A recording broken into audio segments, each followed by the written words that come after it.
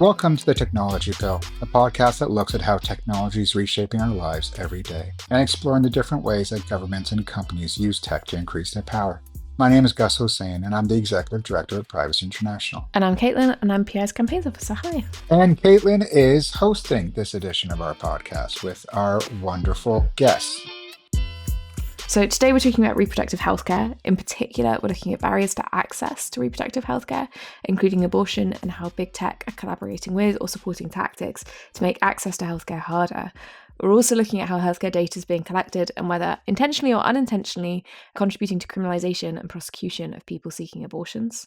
And we've got some really great guests. We've got Sarah, who's a senior policy officer at PI, and we've got Martha, who is the founder of an organisation called ReproUncensored, who support people seeking information on reproductive healthcare and on abortion. So, listening to your fantastic interviews, what I find just bewildering is how in the modern world, getting access to reproductive healthcare is just on such extraordinarily thin ice. Like, what everybody's about to hear is that you have to consider where you live. You have to consider where to seek information. You have to wonder whether you can even access that information. You have to query whether you trust that information. You have to wonder whether you can trust the institutions who are there saying that they're there to help you, including, as one of our guests discusses, the idea of fake clinics. And if you even know what healthcare you're seeking, you have to find out whether you can actually get that care. And at the end of all that, and this is where it just gets even more bewildering, you're left to wonder what happens to you and the people and the institutions that supported you after the fact. And throughout all of that, data is generated every single step and used by companies and governments, and anti-abortion actors are also using this data. Yeah, and I think the thing for me, when you look at that really overwhelming list of the things you have to think about, is putting it in the context of the personal, right? Like, the time at which you're thinking about those is a very stressful time. It's a very emotional time potentially, and it's a personal medical situation, right? Like, and it's this big long list of things, which is actually a small list in the larger context of the bigger questions that you may be thinking about, like your health, your life, your safety, the way that your body is changing and feeling, and all of the specifics of every individual person's experience.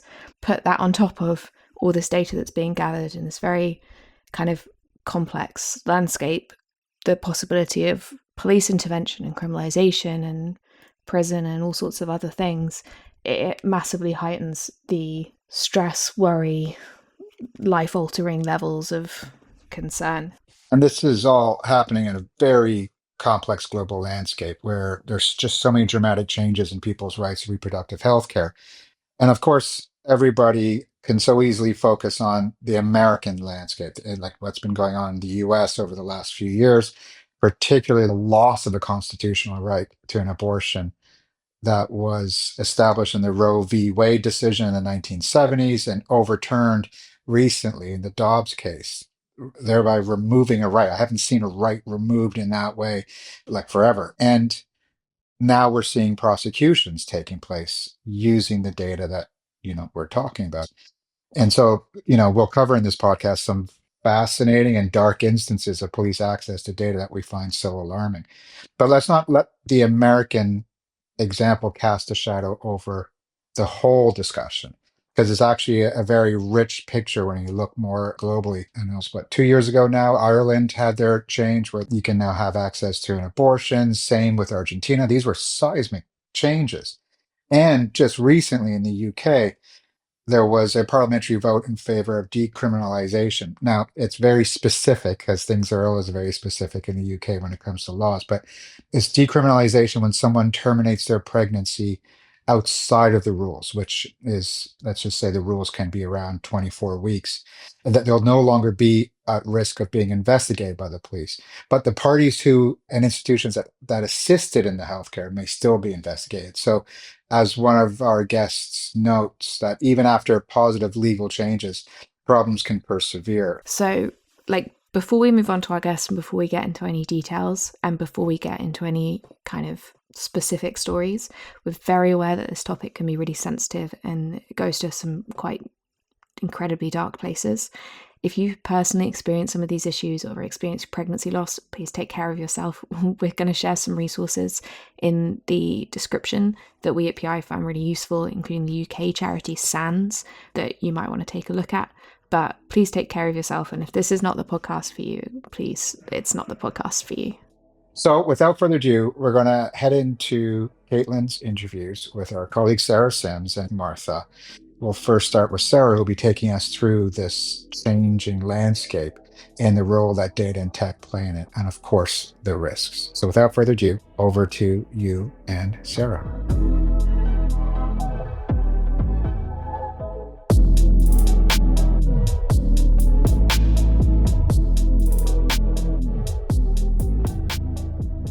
Hi, I'm Sarah Sims. I'm a Senior Policy Officer at Privacy International. I currently manage our health project, within which we have a stream of work which looks at reproductive rights, the use of technology within that sector, and the privacy implications. I'd say in general, we are seeing increasingly a rollback of reproductive rights globally, in particular post Roe v. Wade. Yeah, an increasingly hostile environment for those seeking reproductive health care, including access to abortion. And in particular, what we've been observing is the increasing use of new technologies within that sector, and actually being used to aid law enforcement in their criminalisation of people seeking abortion care, as well as also by the organised opposition. So, for example, anti-abortion groups, even they are increasingly using modern technologies and data to basically restrict people's access to reproductive health care and abortion. And when you say restrict, like, what are the things in particular that have freaked us out, I guess? So I guess in general within the sector, we're seeing an increasing, use of femtech, in particular peer tracking apps. And we've seen, so in terms of restricting access or criminalising those seeking abortion care, we are seeing, fears around data from peer tracking apps being used by law enforcement. We've not exactly seen specific cases of that being used yet, but the narrative post Roe v. Wade definitely is fears around that. And as well in the UK, we've specifically seen that actually UK police have been advised in cases where they're investigating people seeking, procuring an abortion outside the legal limit, that they're actually being advised to seize people's devices, look at their search histories, get data from their period tracking apps to build a case against them. So I guess globally, obviously in particular, Roe v. Wade was reversed with the Dobbs decision, which meant that, individual states within the US could bring in their own bans on abortion. Then I would say that in general, with the rise of far-right narratives, that there is increasingly a kind of rollback of reproductive rights. And we've seen different approaches. So, for example, France has recently, made it a constitutional right to have access to abortion. I would also add that in general, especially post-COVID, people are more turning online for access to reproductive health care. And that can be seeking, just general information about how, to manage your reproductive health care, as well as seeking information about how to access an abortion. And then if we think of people that are seeking reproductive health care, particularly in a context where abortion is criminalised, people are having to turn to self-manage their abortions at home through accessing abortion pills through providers such as Plan C and Women on Web, who provide pills by post to people in countries where abortion is criminalised, or in situations where people don't want to go down the traditional routes of accessing abortion care through, say, their healthcare provider due to a plethora of reasons, stigmatization, their personal circumstances. They may want to self-manage their abortion at home through pills.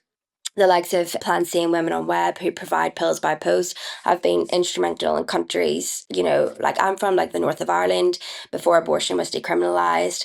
People would have sought pills from the likes of Women on Web because they can't access abortion through means within their own country, within their own state. So these are like 2 pills you take at home and kind of are very safe. They've been regulated and approved by lots of countries, and the NHS, for example, in the UK, used them kind of before a certain time anyway, because they're very safe, they work really well, and they allow you to go through what is quite, where possible, which isn't everywhere, so depends. They allow you to go through something that is quite traumatic in a safe setting that is comfortable for you if you can, so at home. Yeah, these abortion pill providers have doctors working for them. You will, have your consultation with a doctor before that they will provide people with abortion pills to take at home. So to talk a bit more about the barriers to abortion and to access to reproductive health, we're going to talk next to Martha from ReproUncensored, who is going to introduce herself.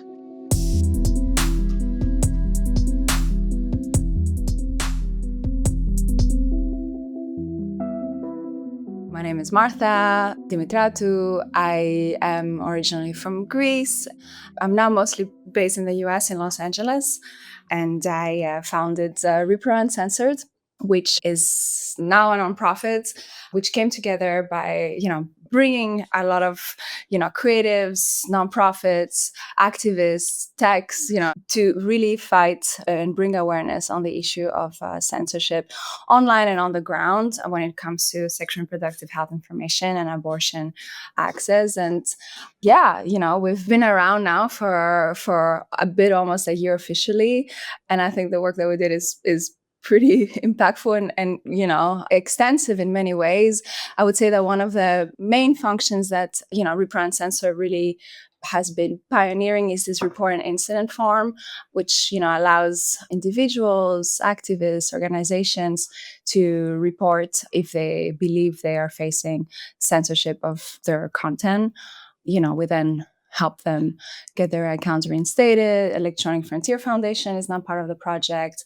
We document it and we shame big tech through awareness, but also doing this proactively, I think, before it happens, for people to know what censorship looks like. But I wanted to say that since the Trump inauguration in January, we have been able to report more than, I think at this point, 75, 80 cases of censorship. And that's just coming to our, report and incident form alone. So, obviously we've been raising awareness around this too much more, but also, we have been seeing an increase. So when you say censorship, like what kind of thing do you mean? Yes, censorship of abortion or reproductive health information. So information suppression happens in many shapes or form. Some are more, apparent than others. And I can talk about this all day, but I'll try to be brief for you. And there is a lot of information on this also on ReproUncensored.org if you want to have a look.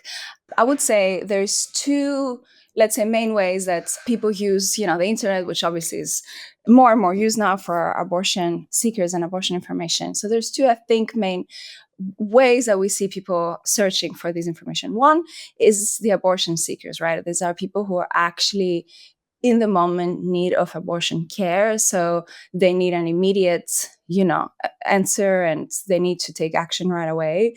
So to our experience, these are mostly people who will be using, search, for example, right? Like Google or whatever, Bing, or now actually, AI like ChatGPT more and more to try to find care, right?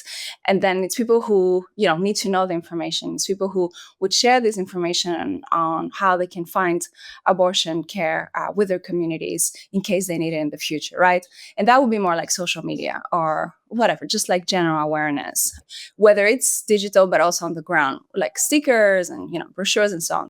So in both these realms, there is censorship happening. As I'm sure you know, Google is, de-ranking, re-ranking accurate abortion information providers. We've seen, for example, with Plan C or Women on Web's accounts being totally deranked multiple times throughout the world. The same happened with Aid Access and a lot of organizations, while as in the same time, we see that there are fake clinics, so clinics that, as you know, don't actually provide abortion care, but actually can have extremely harmful content and, even lead to doxing, intimidation of the abortion seekers. And these websites often show up first Google gets a lot of money from them for their ads, and their content can be, not only erroneous, but also very harmful. We, as, better healthcare organizations, are often very vulnerable to this Google core updates, as they're called. Google uses their own internal models to decide what content will be shown first, what they consider more accurate and trustworthy. But obviously that's, their own internal criteria that are not very transparent and shared with us. And that's extremely harmful. And I would just say, in terms of search, as research was conducted by Women on Web and Plan C recently that showed that Bing, which, as you know, Bing is Microsoft, so it's quite important and used very much throughout the world, was filtering out accurate results when people were typing key terms for abortion accurately. So say you're typing abortion Poland. If you were typing this correctly on your browser, the results that you would expect to see were not showing up. Whereas if you were mistyping this, then you would see the results. And then, we spoke with Microsoft, and it turns out that apparently they had no idea that this was happening, and they had an engineer who had set it up. We put a lot of pressure. It's still ongoing. Shareholders of Microsoft were a good strategy in that case.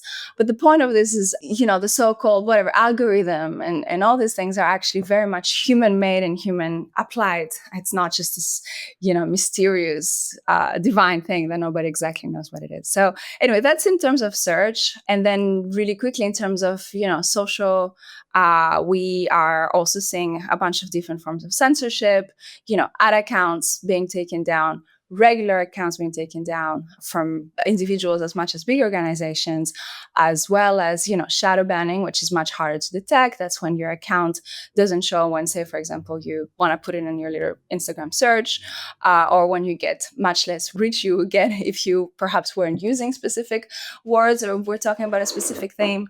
And these are extremely frustrating cases that take a lot of time from all this, reproductive health organizations that are often small organizations that need to put their dedicated resources to helping people get, the care they need, yet they are having to appeal this, ongoing censorship cases with Meta and TikTok and all the big tech. So that's that. Also, the processes are extremely lengthy, and there's often hundreds of thousands of people that are deprived from, extremely important information because these things happen. When Plan C's ad account is taken down, we lose, hundreds of thousands of reach, for example.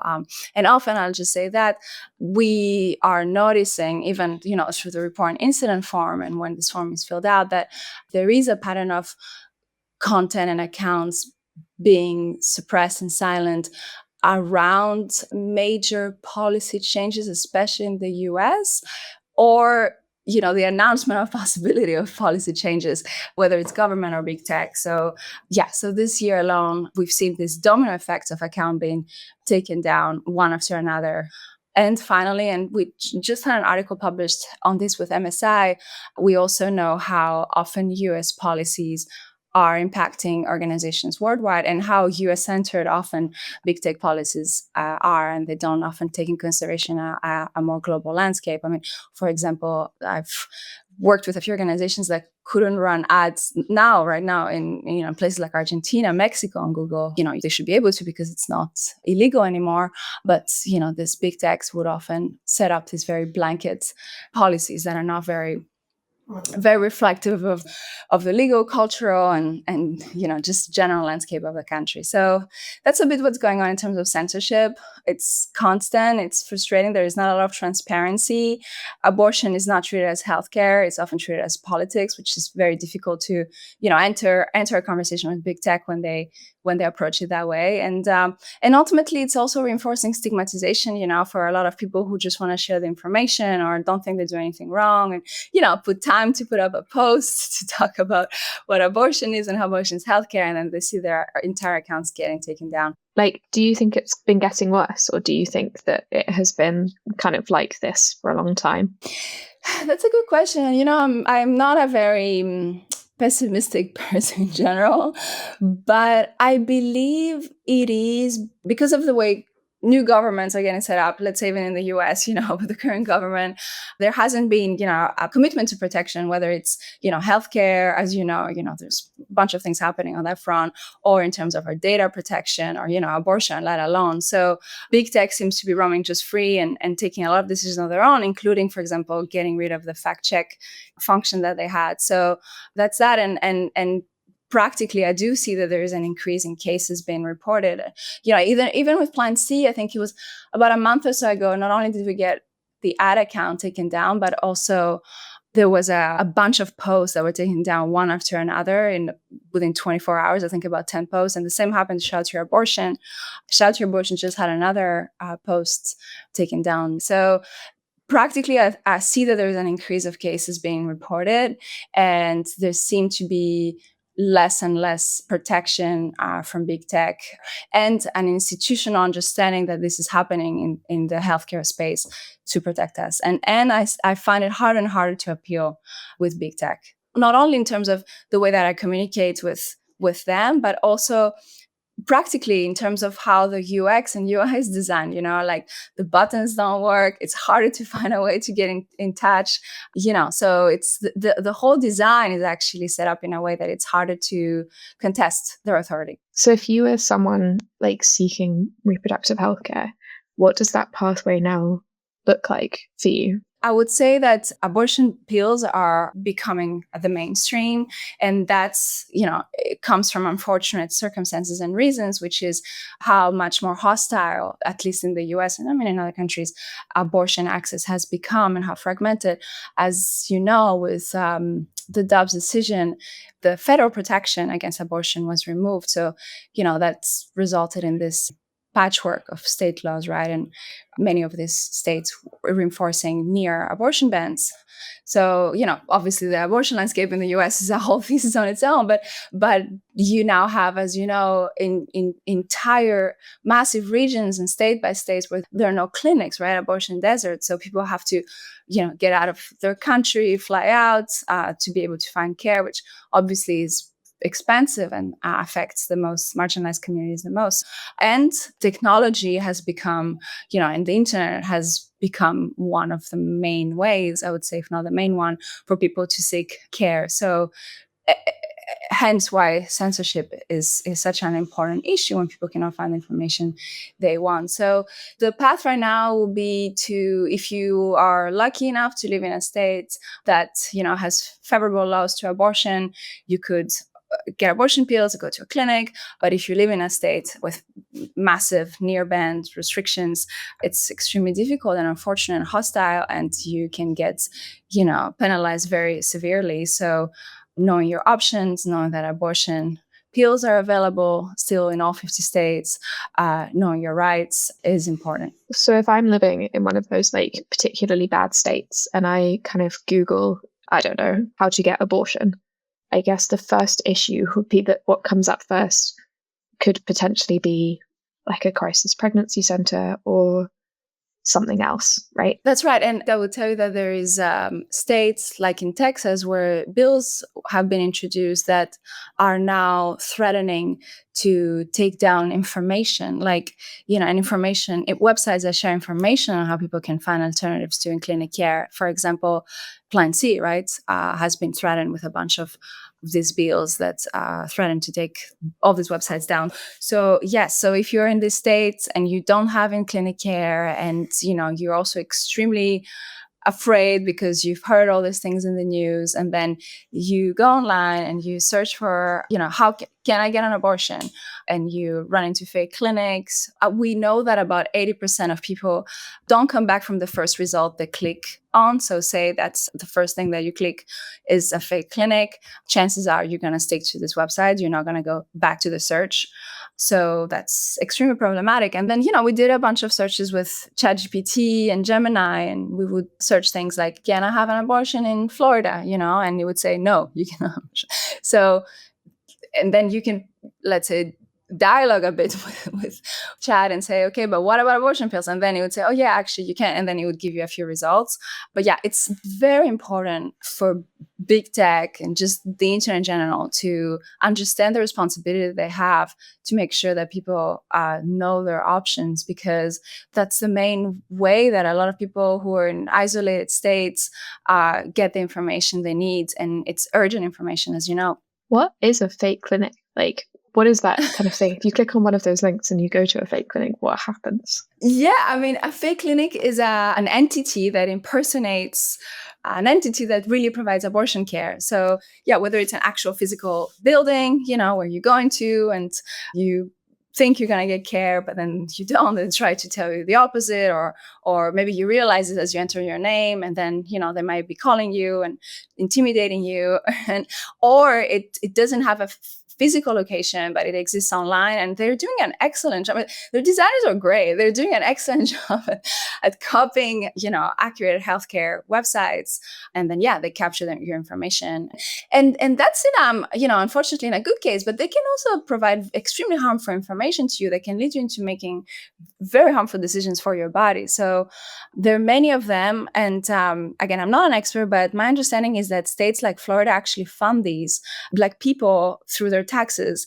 actually fund this. There's some nice reports that were done, one actually being, I think, from feminists, looked into this and how we're all actually unknowingly, or many people in many states, funding this fake clinics. Well, that's crazy. It's very disturbing. Yeah. Are they just an American thing? Is that a stupid question? They're not just an American. No, it's not a stupid question at all. They're in the US because the US allows things like this to flourish very much, but they're everywhere in the world. There's an incredible project that I would link to, because I don't remember exactly right on top of my head, but I think it's do you know Shake the Dust? They have a very good map with fake clinics in Europe. Through my work and experience, I've seen many fake clinics everywhere, in Poland, in Italy, and I know people who unfortunately got caught in these, and then had fake clinics calling them and harassing them and their families, and that's in Europe, and I think they're everywhere in the world. That's terrifying. It's pretty terrifying.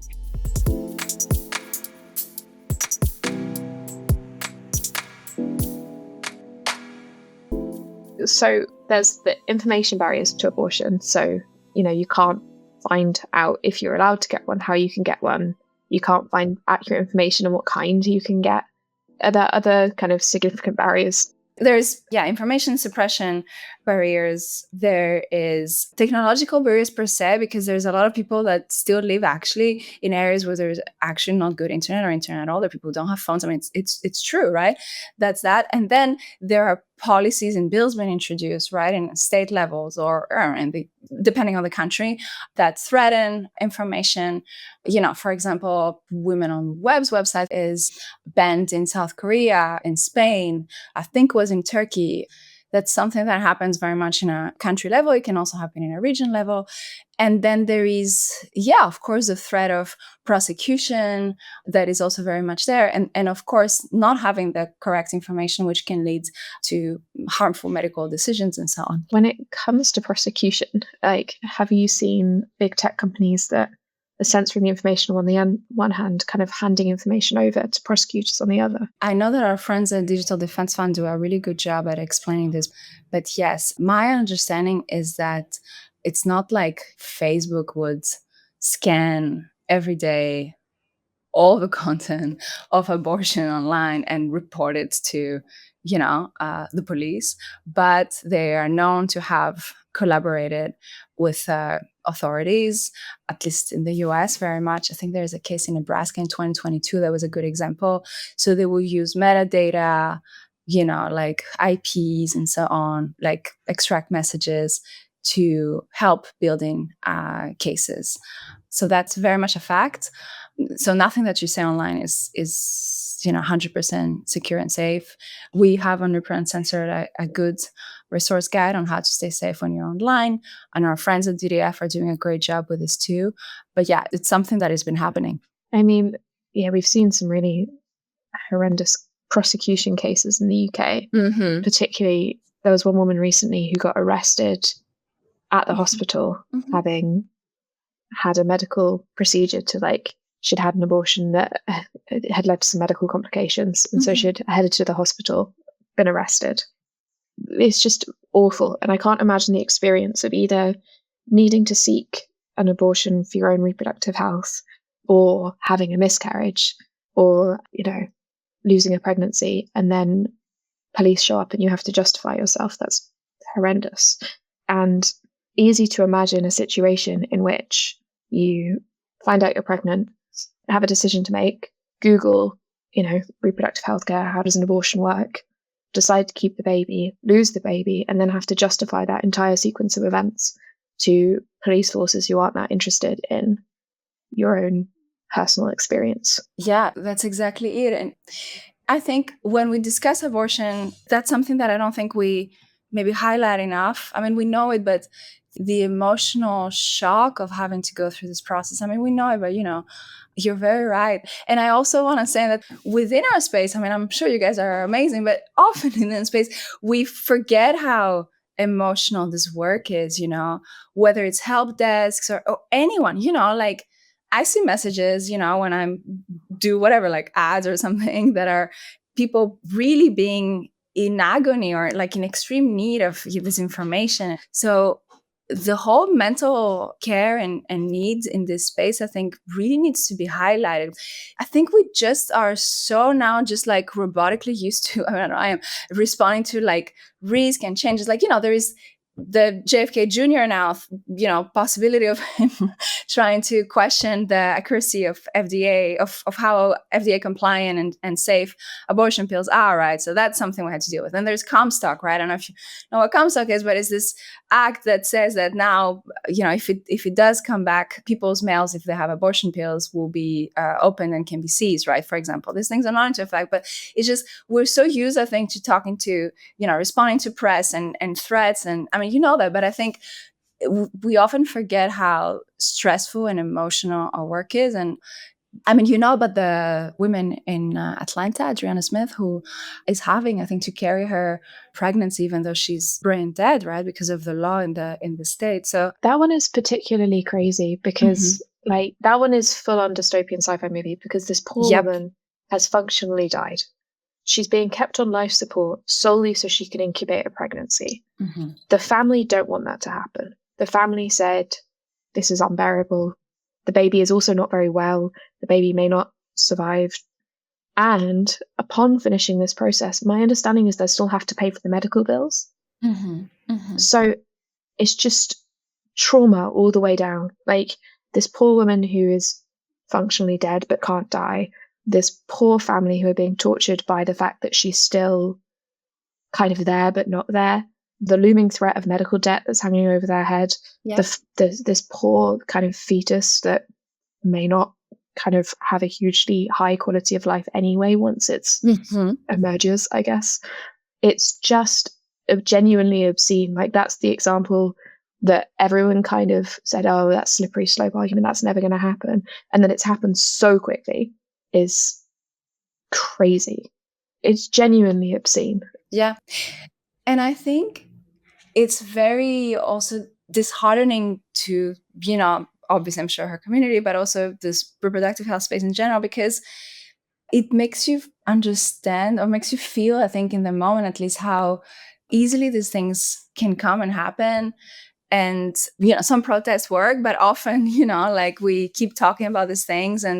But yeah, it's a reality that right now it's happening, and it came so fast. It was really shocking. I saw that, I think it was West Virginia, women were told to tell the police if they miscarry in order to protect themselves from criminal charges, prosecution, investigation.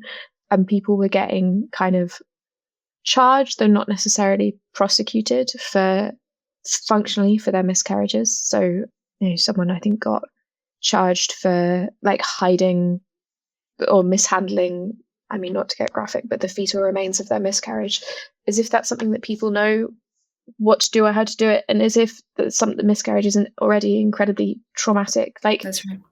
It's hard, I think, to understand if it's not something you've experienced, which it isn't something I've experienced, but if it isn't, I think it's hard to properly understand or properly empathize with the trauma involved in all levels of this project, like regardless of what your pregnancy looks like, regardless if it's wanted, regardless if it's not, regardless if it's kind of, wanted but affected by some serious issue that means it will never kind of make it to term, or whatever that process looks like. It's hard, I think, to really, really understand how painful and traumatic it is in and of itself. And then to add on top of that, fear of prosecution, potential actual, police knocking on your door, potentially your mail arriving opened when you're waiting for abortion pills, even just the fear of like Googling stuff as if that's not very normal and standard thing to do, just even to get the options. It's hard to imagine how scary what is already a very scary process is now in a lot of places. Yeah, and that's why we need to be careful in how we also communicate these things to the public. And I don't know the answer to it, but I think walking that fine line between making sure that people have the accurate information they need, making sure that they know that there are risks, because we don't want to downplay them, especially for, marginalized communities and so on. It's very important, but also without sounding too alarmist, because, you don't want to be Googling, I need abortion pills, and the first thing you see is a, massive red thing that says, be careful. But yeah, so I don't know exactly the answer. It's something that I've found extremely difficult in my space to do when I speak, to community members or journalists or whatever. And if you have an answer, let me know. I think we need to talk more about this. Yeah. And I think the guidance that you have, like on ReproUncensored, but I think also Plan C has some digital safety tips. Yeah, are well worth people going and having a read, even if you don't need them now. Like understanding your options and your rights and how digital online privacy works. It's the same. We've got guides on our website, not on this specifically, but broadly how you can protect yourself. I think is quite an empowering tool to have. So if you do need to, then at least you kind of feel a little bit more empowered, secure, kind of at least just understanding the environment. You're very right. And also, as you know, it's community members sharing this information to other community members that are probably going to be the ones that get the highest and furthest reach.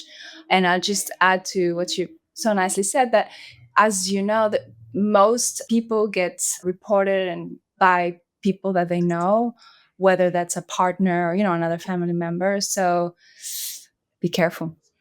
Martha, is there anything you wanted to say that you didn't get a chance to say? I would encourage listeners to get in touch, whether it's, just like DM us ReproUncensored on Instagram, or just get on the website and connect, because I think this is a cool project, because it's kind of, I think of it as a blueprint for other organizations to use, whether it's, in the reproductive health nonprofit space, but also in a more general way. We just partner with Tor to get into the Onion server space. And I think of the format itself as something that can evolve. So all this to say that if you all have any ideas and are things that you are interested and curious to test out, I would think that this is a cool space to do this.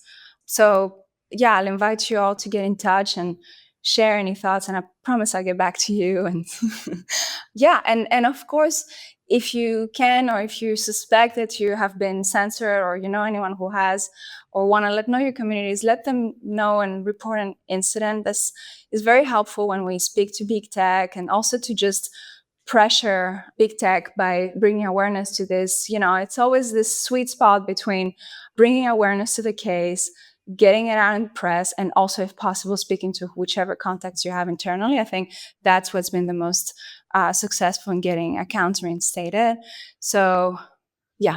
Awesome. We will put the link to the incident report form in the description wherever you're listening to this, along with ReproUncensored's website, so you can take a look, along with links to like all the things that we've talked about. Thank you so much for your time.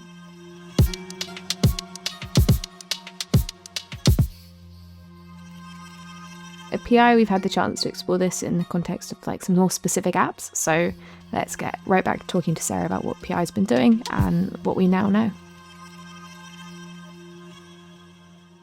So Privacy International first began looking at period tracking apps back in 2019. And I would say we were the first kind of organisation to really look at the technical and functionality of these apps and the implications for people's privacy.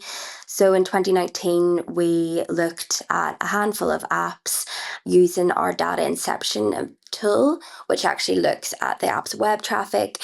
We were able to see actually what data these apps were collecting on users and who they were actually sharing this data with. And in particular, at the time, we found one app was sharing users' personal information directly with Facebook. Then in 2020, we looked at peer tracking apps again from a slightly different angle. We did a data subject access request where under the EU Data Protection Act, you can ask apps what information they hold on you. So I think this time we looked at 5 apps and we posed as a user using these apps. We then went to the app company themselves and said, what data do you have on us? Those that actually responded, were able to hand us pages upon pages of personal information they had on our fake user, basically, such as inputs to do with our medication, our sex life, very, very personal, sensitive information that they held on us. Then after we initially looked at period tracking apps in 2019 and 2020, a lot, was unfolding in the reproductive rights landscape, in particular post Roe v. Wade. And there was a lot of narrative and fear around people using period tracking apps in this post Roe v. Wade rollback environment. And a lot was being said about encouraging people to delete these apps. And we then felt it was important for us to revisit our 2019 research to do the actual tech-based research on these apps within this new environment. So in 2024, 2025, PI revisited period tracking apps. We looked at 8 of the most popular apps downloaded on the Play Store, some of which we looked at the first time around and some of which are newly popular apps. And we used our data interception environment tool, which is an in-house technical tool that PI has developed to look at the web traffic of these apps. And we used this tool on these 8 period tracking apps to actually assess their web traffic and how they function, their data processing capabilities, and who they're actually sharing users' data with. The full investigation, the full technical investigation is available on our website where we have a breakdown on what we found on each of the apps we looked at.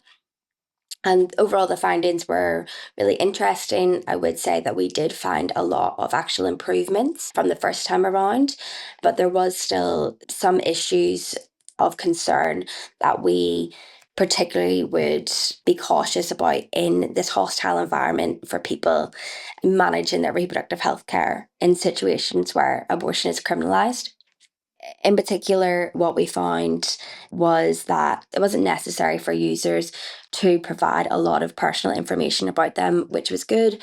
We also found that they weren't necessarily sharing personal information, sensitive information that would be classified as that way under data protection laws with advertisers. But what we did find was that users' device data, which your phone make, whether it's an iPhone 13, the screen size, this kind of device information was being shared with advertisers. And although it's not classified as sensitive or personal information, there is a technical way through device fingerprinting that could technically identify a user still. And that's concerning within this environment, where if period tracking apps are seized, could that data be linked to an individual under investigation? What I'll also say is that we found a recommendation from our research the first time around was to encourage apps to enable users to store the app data directly on the user's device. This means that if an app allows an individual to store it all the app information, including, your period data inputs on your phone rather than the app, which would most likely be stored on the app server. If an app allows a user to store it directly on their device, it means that they have complete control over that data, so they can delete the app and actually delete the data. Whereas if you use an app that stores the information on the app server, it means that the app could potentially pass the information on to someone else, or it could be seized by law enforcement if they are subpoenaed. So local storage I have a couple of apps that use local storage, and it's fantastic in terms of all of the data is mine. It sits on my phone. There's a file right there on my phone, which is where the information is. Like, what apps argue, and what is kind of to an extent true, is like, that means it's not functionally backed up on the app servers, right? Like, the app can't fiddle around with it, but also if I break my phone, if I destroy my phone, which I do not infrequently because I'm terribly clumsy, then the data goes with the phone. So, for example, I have a little habit tracking app, which I find very cute and adorable, but I don't necessarily want third parties to know, like, that I need a little tick button to remind me that I have, in fact, cleaned my teeth in the morning. And so I took, like, a travel phone, like a separate phone when we was going with PI to Brazil, and I had to, like, manually transfer the data onto that phone along with the app so that I could update it and keep getting the updates and then move it back to my phone when I got back, which is totally possible to do, and makes it easier if you want to change apps because you've got that historic data as well. But it also, fundamentally deep down, it just means it's your data. It exists on your phone. It exists with you. You have the power over it. And local storage, I think in general, it's not like the perfect solution, but it also means as well, if the police want that data, they have to come and get it from you. They have to, they can't subpoena the app and get a load of user data. They can't subpoena the app and get your user data specifically without you knowing about it. Like, everything has to come through you, which is nice as well. Yeah, exactly. Basically, having local storage means that you yourself have complete control over it. You can delete it. Yeah, and no one else, no other third parties have access to that data that you have about your period. Are there any other of the recommendations that you want to talk about now? Yes. So in particular, one thing that we've seen in compared to 2019 and 2020, and as a response to the global rollback of reproductive rights and the threats, we have seen some period tracking apps change how they provide their service. So, for example, some apps now provide an anonymous user mode, which is a positive way in which apps are responding to these threats. They do provide the user more privacy. So we did see a lot of improvements, and overall, as far as we could see, we didn't see anything that would say that these apps were breaking data protection laws. But overall, what we would say is that apps can take a privacy by design approach in how they're made, how they function, and data protection law is, a baseline, a minimum, but that they could go further to protect the reproductive rights of their users within this hostile context that we're operating in. And whenever we looked at the apps in 2019, we found one app in particular was sharing direct information about the user with Facebook. We didn't actually see that this time, which is great. We actually seen that if any calls on the web traffic were sent to Facebook, that actually Facebook were rejecting these calls. Which I think is so funny. I really enjoy that.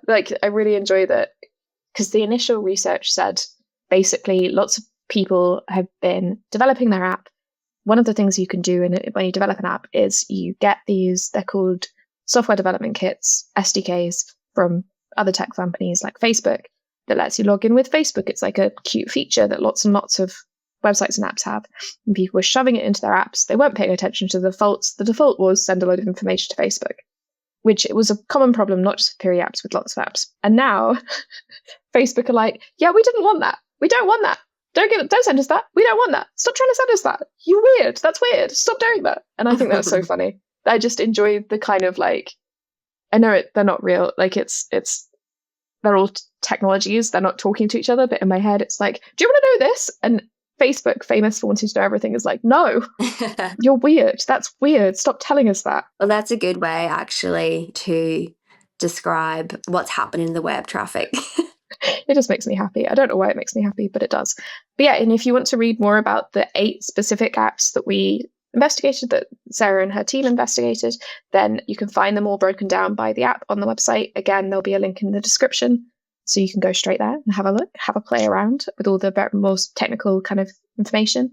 And yeah, if you're developing one of these apps, you really need to think about the context that you're developing it in. And if you're choosing one of these apps, again, like, have a look, have a little investigate, come read our research. Actually, we've done it for you, and have a think about what's important to you in the apps that you use and the way that they treat your data and the way that they treat you as a person that has to exist in the world menstruating, which is hard enough as it is. Yeah. Sarah, is there anything that you wanted to mention that you haven't had a chance to mention?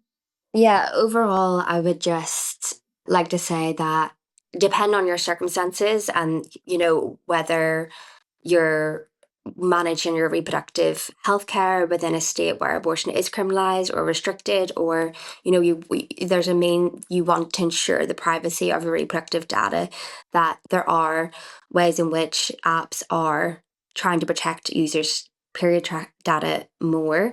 You can choose an app with anonymous mode, or you can choose a not-for-profit app. So basically, not to completely say that all apps are bad. There are some apps that are taking measures to protect people's privacy more than others, and that you should look into that and choose one that suits you, in particular the environment which you're mapping your reproductive health care. I mean, that makes sense. Like, Yeah. a lot of where we saw the information being passed on to third parties was in order to support ads, right? Like, it was to pass information on to advertisers so they can see who's looking at ads, like whether they're successful, that kind of normal advertiser stuff, which, given the context and the data, is more concerning than maybe it would be if it was like lawnmowers. And so non-for-profit apps that don't include adverts are maybe something you want to consider, not necessarily because they have the world's best privacy policies, we don't know, it depends on the app, but because that information trading doesn't happen because there aren't ads in the apps if they're not for profit. Like, that's the point of them. They're not for profit. Yeah, we would recommend that, considering this threatening environment for people now managing the reproductive health care, that there's ways that apps can go above and beyond to protect people's privacy and their reproductive health data within this environment. There's certain app functionalities and the development of the app that they can choose to go beyond standard data protection law to ensure the privacy of users' reproductive health data within this hostile environment that we're seeing. Yeah, and one other thing that PI we have been doing is that we wanted to gather information about the privacy concerns that reproductive justice activists have when conducting their work. So considering this hostile environment that we're talking about, and, if law enforcement and those in opposition to abortion are increasingly using data exploitative tactics, we wanted to reach out to reproductive justice advocates to gather concerns around their privacy when conducting their work and how they can best protect people that they're assisting with reproductive health care. So we did a survey with them to gather information about the concerns that they were having. And the idea is that PI is going to produce a guide for reproductive justice activists on how best to protect their privacy online and mitigate some of these potential issues for people's data that are seeking, abortion healthcare, reproductive healthcare generally within this environment. Keep your eyes peeled on our website, and you can sign up to our mailing list to be the first to hear about the guides when they come out at action.privacyinternational.org, and I'll update the description when we have the link. So when it comes out, if you're listening to this, a bit after we release it, then you may be able to already find it in the description. I promise nothing. Yeah, thank you very much, Sarah. Thank you.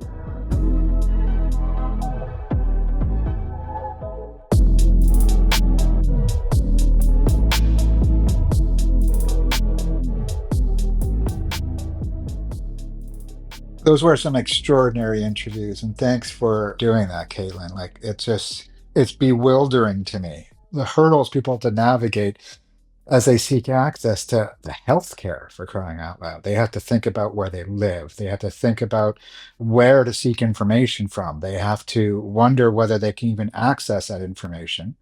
They have to query whether they can trust the information that they're getting. They have to wonder whether they can trust the institutions, such as, for example, the crisis pregnancy centers that Martha referred to, even if they know what they're seeking. They have to find out whether they can actually get that care that they're actually asking for.